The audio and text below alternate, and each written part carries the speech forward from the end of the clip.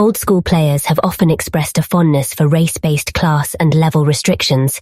It seems possible that these could be a product of those races' culture or even their biology, and not just a game balance mechanic.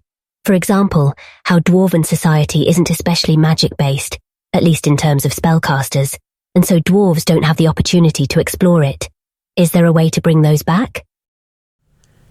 You're asking the wrong guy, because I always felt that those were shit. That it never made any sense to me for the existing fantasy races and so on. Why would elf be a class? Why would dwarf be a class? And it never made any sense to me, and didn't seem to make sense in the game world. Could you make it make sense? If you had an insectoid species that had biological castes, you could probably make it make sense. I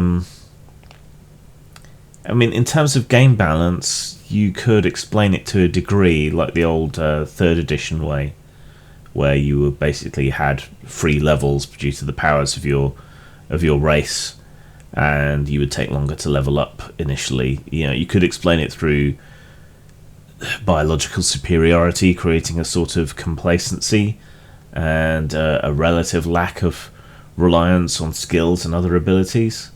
So you could make it make sense that way.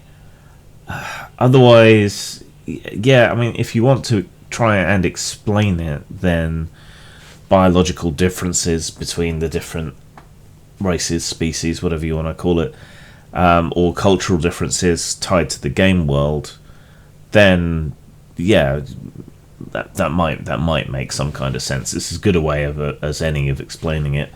But the old race as class and those sorts of restrictions never made a huge amount of sense to me, especially given that even the best players will tend to min-max, so they will tend to choose the race class combinations that give them the most successes. So you're not going to get a lot of, or you didn't used to get a lot of, dwarven wizards or or elven barbarians or whatever the case might be. So it kind of took care of itself.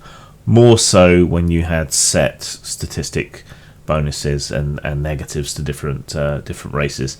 I'd bring that back first.